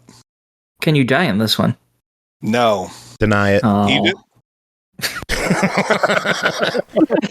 Kidding. That's the new rule for all of the Sokoban games. If you can't die, to deny it's it. not worth it. I want M-rated Sokoban. Just bodies exploding. It's just there's just blood trails everywhere of like all of the people who died previously. You can tell if you've really failed because the whole thing's just red. I don't know if I want M-rated Sokoban more than Jokoban. I want adults only rated Sokoban games. Aki needs to find those. And there he goes, thinking about balls again. Hey, you can be thinking about dicks. Balls? True. But they're only a step what's away this from one? the balls. What do you mean, what's this one? Let's just explain it. Tell us about it. I just did. It's a Sokoban game with an astronaut guy, and instead of just being on a space station the whole time, you move around to different locales. You still have to move your drones everywhere. You can still screw up, and you have to reset, because you can't, you can only push, you can't pull for whatever reason. That's something I actually, I get it's part of the difficulty of the genre, but, I don't know. I just can't get a good grip. You could push things, you just can't get a good grip on them. Yeah, but everybody can't get a good grip in this, They're genre. Slippery. You have mittens on. Yeah, you're in an astronaut suit. It's not necessarily grippy. Sometimes you're a penguin, and that shit's hard. Yeah, but what about the one where you're an elf or a mage? If you're a mage, shouldn't you be able to use a magic spell and just be Then you're cheating. What? It's a puzzle game. You can't cheat in a puzzle game. That if you're a wizard, you could just be solve, done. Bree, did you play this one? I did. Thoughts? I liked it. It went quickly. It was pretty easy. Those are my thoughts. Cool. 40 levels, $5. What do you think? Yeah. Yeah, it's fine. Yeah, it's just... It's fine for a Sokoban game as progress at this point. I'm so Sokoed out with these. I'm a little so too. We need either blood, porn, or me in a Sokoban game to care now. There was a pornographic one. It was removed off of Steam. No, why?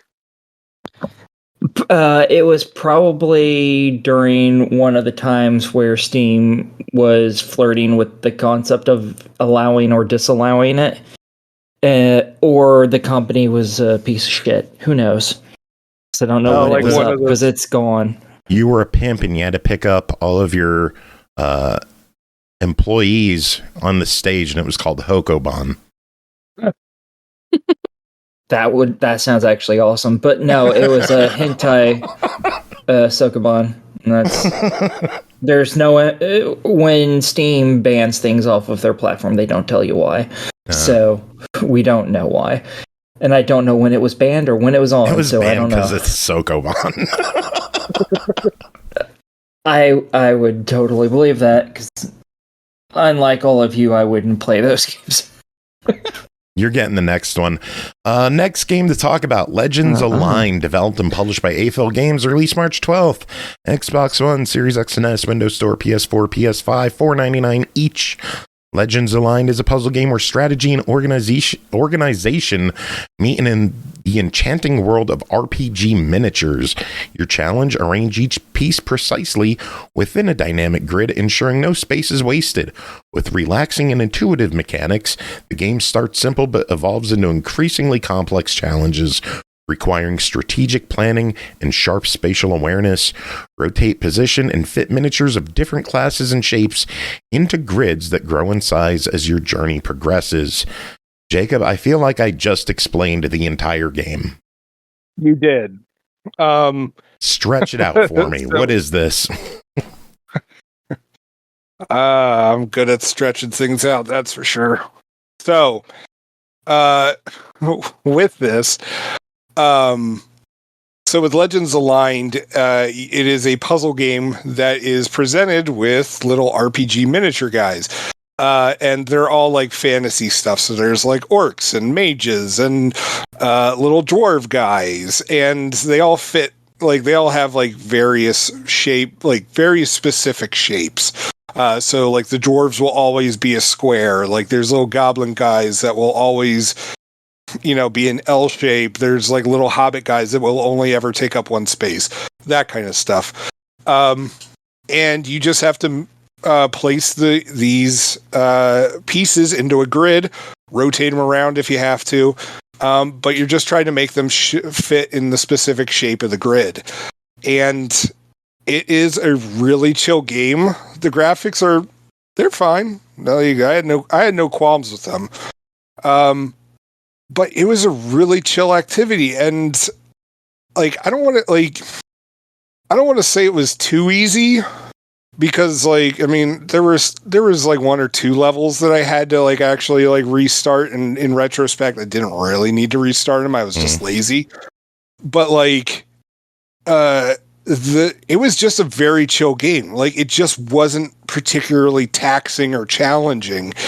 And I really enjoyed it. In fact, like it got to the point where the only achievements that I have left are the ones where you have to restart or undo moves, which I almost never had to do anyway. And so I don't have those achievements. And I just like kept going. And this was a really nice game. Like I really appreciated it. Nice. Bree, am I thinking wrong, or did we cover a cat version of this before? Yeah, Fit My Cat is what it reminded me of as well. It's just with like D&D miniatures. It was very similar to that idea, and I had a lot of fun with Legends Aligned as well. Very good. Well, it's a $5 game. What do you two think? Absolutely. Yeah. Like this is easily my favorite $5 game I've ever had to review on this show. That's high praise. That is. It is, because I've had to review way too many of these kind of titles. So, yeah, I really enjoyed this one. I highly recommend it. Sweet. All right, next up, Boomerforge, developed and published by Synnergy Circle Games, released March 19th on Xbox One, Series X and S, and Windows Store, $4.99 each. Boomerforge is a top-down strategy game inspired by the classic game Bomberman. Place bombs strategically to open the path and find all the required ore. Explode the ore with your bombs to find iron, gold, or mithril. Gather everything you can and keep going until Grimfur finally reaches the end of the dungeon. Jacob, what is Boomerforge?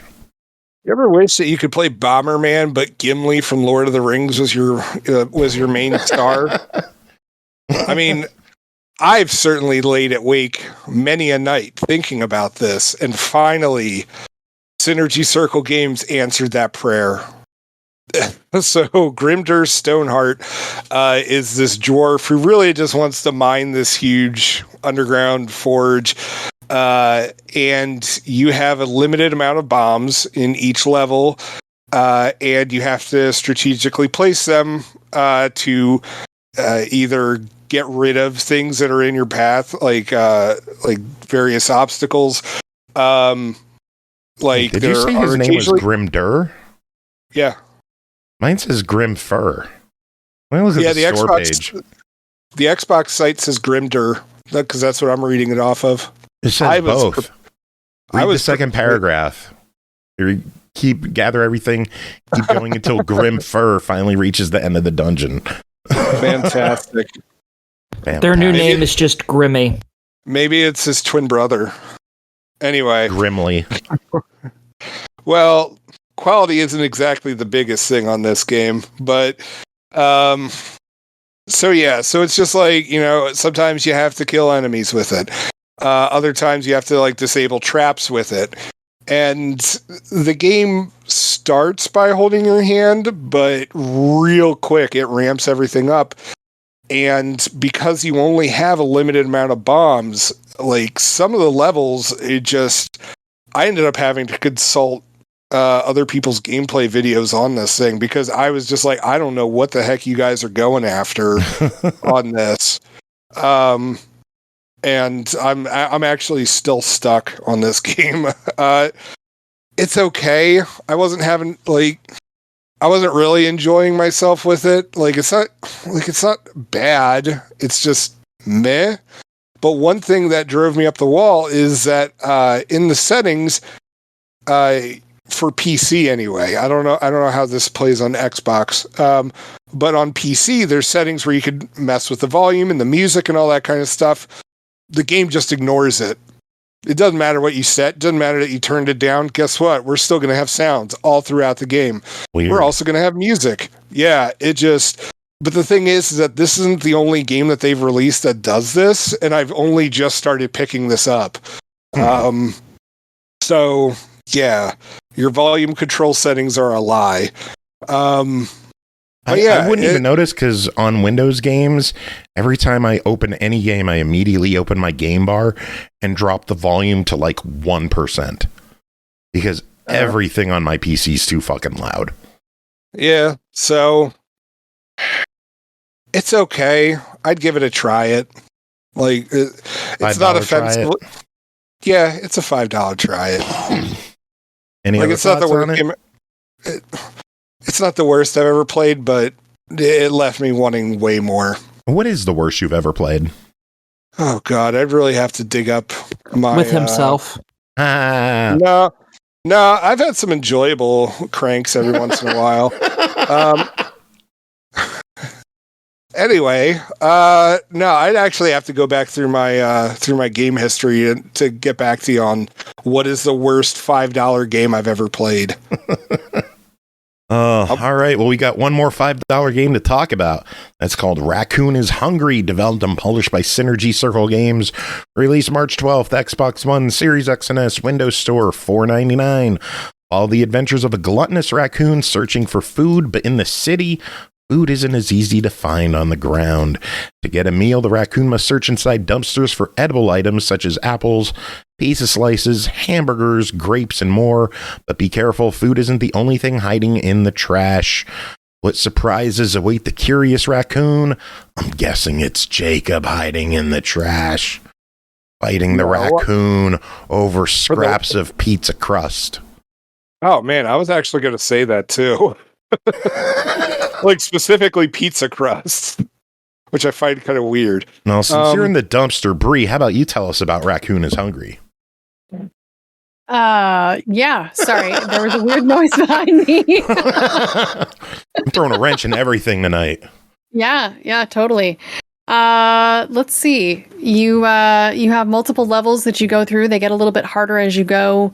There's obstacles that, typical platforming obstacles like bikes and things to overcome and different platforms to jump through.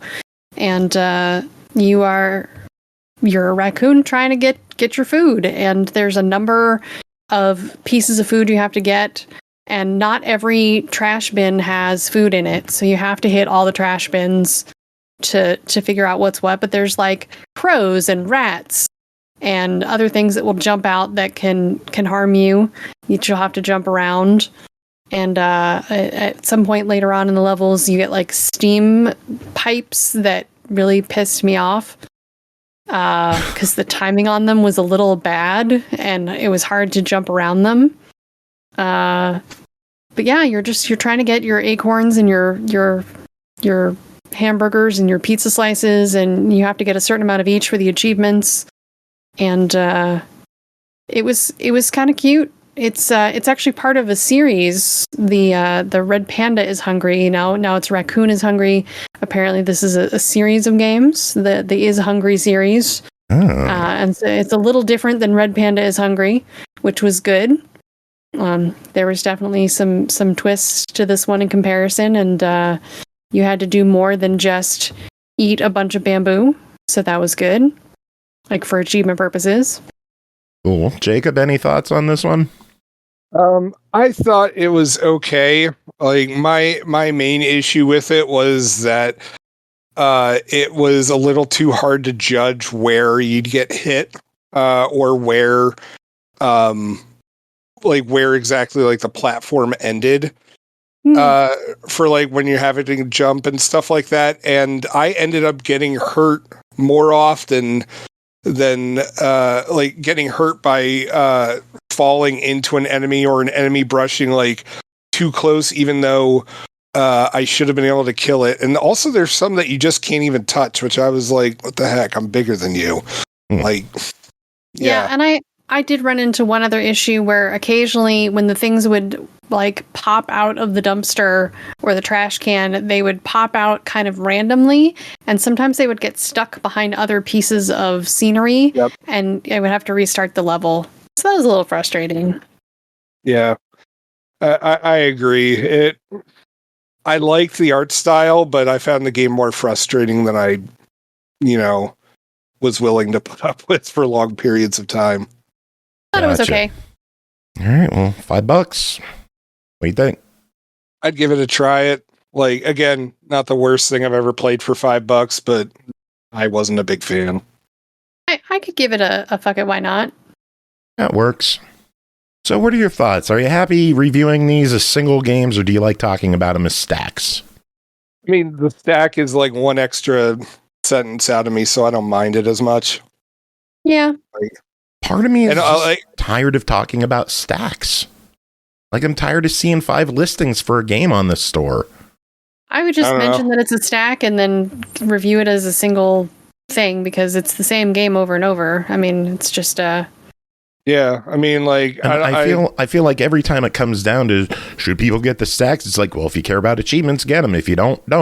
So, like, what's the point in asking for each game? That's fair. That's fair.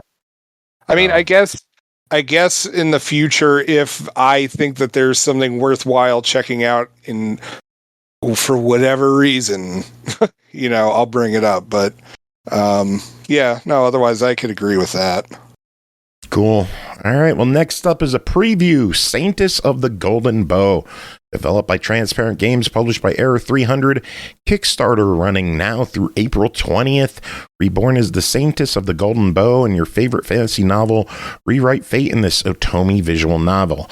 Forge bonds, evade death, and battle the Demon Queen. Your choices shape the realm's destiny. Will you save the world or meet a tragic end? Aki, talk to us. What is this? This is a demo still. This is a visual novel where you play a young office worker who has sadly met her end because of overwork and the like. And she has woken up in one of her favorite web novels. Problem is, she's woken up as a character who, the very first single chapter gets offed. And oh, would you look at that? She's about to get offed. Fuck my life. So, in this world, she dies immediately. That's the whole point. And she decides, I just died and came back here as this person. I don't feel like doing that shit again. So she endeavors not to die. She has been transported to her favorite boys' love web novel, and that is, for everyone who doesn't understand that, it is gay men. And it's a medieval fantasy, so there are demons in this, and that's what she now has to fight, because she, just by surviving, has completely butt-fucked the story in a way that cannot be fixed. Her personal knight was supposed to come across her corpse, and soon after, he was supposed to become the Saint of the Bow. And because he's a commoner and you're a noble, since you survived, you and your sister are going to this place along with him to see if any of the 3 of you are supposed to be the Saints of the Bow. Well, you go before he does, and wouldn't you know it, you're kind of the Saint of the Bow. Fuck my life. Again. So, now your job, as someone who barely knows how to use a bow, even though the character you jumped into apparently was great with it, and horse riding for that matter, something you also don't know how to do. You are now tasked with using this bow to fire a single shot into the heart of the Demon Queen, because that is the only way to kill or even harm her. And the demons are basically just a carriage from the capital of this kingdom. So, you don't have die, and you do not have any of the skills to do, and you really don't want to die. The problem with this is, how this whole story is supposed to end. The problem being, your knight's supposed to be the Saint of the Bow, and he's supposed to die at the end, giving his life to do it. So, you've kind of gone from, I'm fucked, to, oh shit, I'm fucked, to, oh man, I'm gonna be fucked at the end, aren't I? And now, in order to even use this special shot, you have to get one of these schmucks from a boy love web novel to fall for you and love you, because that's the only way you can activate the thing's power. And there comes my personal little nitpick with this is, this is a boys love novel. That means all the characters are supposed to want to bang each other, guys on guys. You're a girl. Have you noticed the problem here yet, folks? Yet somehow, mysteriously, all these dudes are smitten with you. Kind of bothers me just because of that. So you don't understand why it's so good it turns the gay guys straight. Apparently. In this, you're like, I don't know how I'm supposed to get these guys attracted to me, and all of them are, and she keeps telling them, oh my god, stop flirting with me, please, because, that's totally going to get them to fall for you, is by telling them to quit flirting. And, she's, God, she's a fucking mess. I absolutely love her. I don't understand why I'm attracted to these people. Yeah, you're starting to break up a bit. Oh, no. Better? Worse? I don't know, just cutting out for a little bit. Happened once earlier, and I thought I just ignored it, but we're kind of glitchy there for a second. Okay, give me just a second. Let's see if this stuff helps. I don't know. Well, we're going to keep going, because I've done everything I can do. I looked at it sternly, and it didn't change, so I tried exactly. Everything. Yeah, basically. What is the difference between the demo you played here and the one that you previously talked about? From what I see, this is just an extended demo that has the full common route to the game. It is extended. I've already played for at least an hour and a half further than I did in the original one. Sadly, the save did not carry over, so I couldn't just start from where I ended, even though it goes through all of that same stuff all over again. It has introduced me to a new character that I assume can also become a love interest, and finally there's one of these guys is just not pathetic enough that I'm like, okay, this is who she should be with. I'm looking at the Steam page. The full game is going to have 3 romantic routes with 10 unique endings. God damn it. Give me a second. The game is on Kickstarter right now. They had a $10,000 goal. They are over that. They are over 11 grand right now. There's 23 days to go. Is this something people should kickstart? Is this something people should wish list? What are your thoughts on Saintess of the Golden Bow and the demo that you played? If you like Korean web novels, which is what this is based off of, and you like Atomes, I think this is 100% for you. If you're a fan of either, it's going to be 100% for you. If you're not into Atomes and you're not into, female lead Korean web novels, I don't think this is going to change your mind, especially if you're a guy. I don't think many dudes are going to be interested in this, but it's an Otome, so that doesn't shock me. I think it's totally worth kickstarting and wishlisting both. If you're into this. If you're not into this, you're not going to be made into this because you're still trying to face hump dudes. So yeah. Well, if you are interested in kickstarting it, the lowest tier that includes the game looks to be about $26. They have various other tiers that include bonuses like keychains and like I think there's a body pillow on one of them, which is hilarious. Then of course there's the big stuff where you can like create a CG or create a character, design an outfit. So you got money to waste. You need somewhere to just throw it at. Donate it to us. Yeah, the only thing I hope for this game is that they add another love interest. Because you told me that there's only going to be 3. And I already know those 3. I was hoping this new dude that they brought in with this demo was going to be a 4th one, because he's the best guy out of all of them so far. So I'm like, I'm really hoping they do more. His name is George, and he's 30 hours a duke. of gameplay. So that's about normal. Looks to be a chunky game. But again, if you have spare money and you don't want to give it to us, I guess go to their Kickstarter. If you don't want to give it to us, give it to me. Just me. I'm not an us. I'm a me. Nope. I can buy Gunpla with that. Nope. Anyway, that's just about it for this episode. We got one more review to go, but before then, I want to thank the 3 of you for being here, hanging out, keeping me company the whole episode. We got one final review, and that is an email review for INAYAH, Life After Gods, developed by ExoGenesis Studios, published by Headup, released March 27th on Steam for $24.99. INAYAH, Life After Gods is a thrilling action platformer with Metroidvania elements. Immerse yourself in a story with multiple choices, explore diverse biomes, face more than 20 bosses, and develop your character with a unique progression system. Damn it. Our friend Andy Sperry wrote in this review. Because his kids have soccer practice, he's not going to be joining us for a while, so Norg is going to read it. Our dear friend George Novick.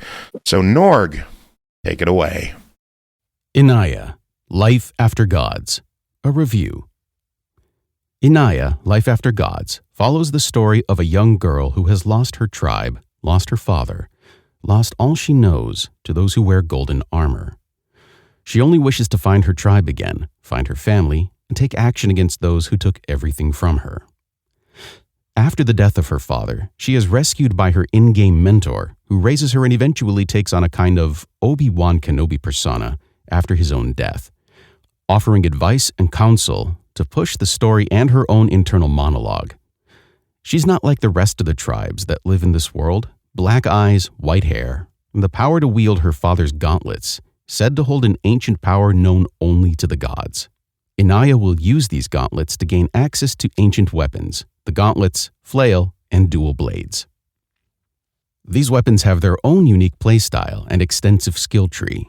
You'll gain golden fragments from deposits found in the world or gain them from defeating enemies and bosses, which you can then use to upgrade your weapons. Each upgrade has a choice, though you'll lose access to certain abilities by upgrading one path and not the other. You'll also start off with only one weapon type, which for myself was the dual blades, a more versatile weapon opposed to the close-up fighting style of the gauntlets or the slow movement of the flail. Weapons are not only used in fighting, but as a way of landscape traversal. Switching between weapons on the fly to grab walls or latch onto a key point helps to reach new heights or hidden areas.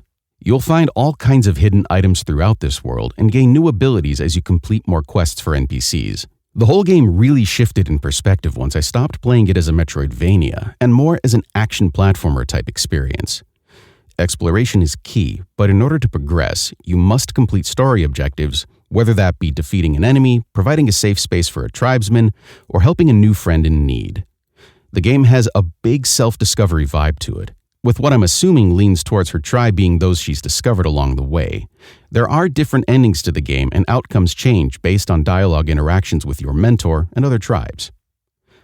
The world that INAYAH lives in is very colorful and beautiful. As you explore different biomes, you'll encounter bugs and dinosaurs and whatever that thing over there is, all hand-drawn and very well crafted. I enjoyed the art brought to life, but sometimes felt as though the creatures and scenery didn't coexist. As though someone created a background and then someone else drew a character on top. Both were highly detailed, but just didn't quite match up in my opinion. I do commend how much work it appears to have gone into this, though. The story features multiple cutscenes, there are treasure maps drawn, story notes, and characters are fully voice acted. Overall, though, I felt like the game was kind of hollow, and at the end of it all, a little rushed. Let's first start with the main character. She's kind of a bitch. She's a little whiny, arrogant, self-centered, and maybe she completes her story arc, but honestly, I couldn't connect with her.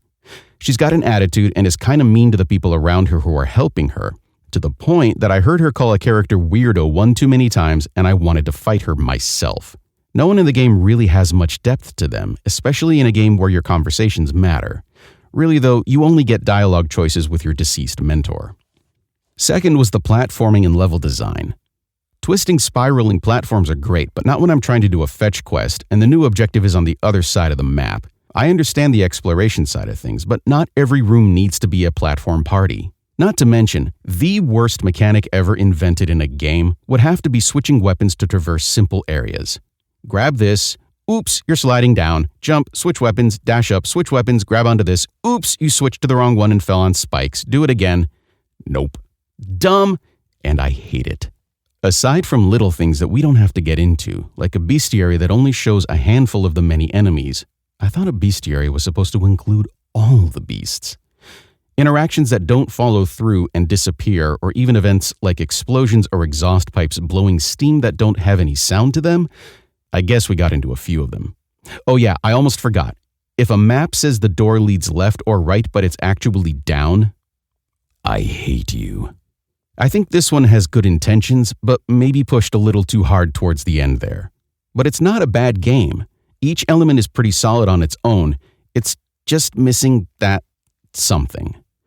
I'll tell you how it ends, but I'm leaving this one in the middle of the road. Try it out if you're looking for something to play, as it's not a bad game, just needs some polish to be good. The end of the review. And actually, it's the end of the podcast. So we're going to throw it to a song. And I think this week, Joe has selected a choice cut that sounds like another song, but it's not that other song. It's something completely different. So any actual similarities to anything else that you may have heard are completely coincidental. Completely and totally. You've never heard this before, or anything that sounds like it. Can you hear me swinging the wristwatch on its chain and hypnotizing you into believing every word that I say? So yeah, we're going to close out with a song that is titled Hotel Kaholint by Geoffrey Taucer. Contrary to popular belief, he's not actually a tosser. It's spelled Taucer. So if you go up to him and you say something to the effect of, "What a tosser," he's not going to understand because it's not spelled that way. Duh. And just for the record, Joe was supposed to take it back and finish out the podcast himself and do this. But he decided not to, and he told me after the fact. And I'm like, dang it, Joe. It's supposed to be kid-friendly, so I can't actually say what I was thinking. But I'm pretty sure everybody is tired of me introducing the song at the end of the podcast. So, dude, step it up. Own it. Grow some ovaries. I don't know. Here's the music.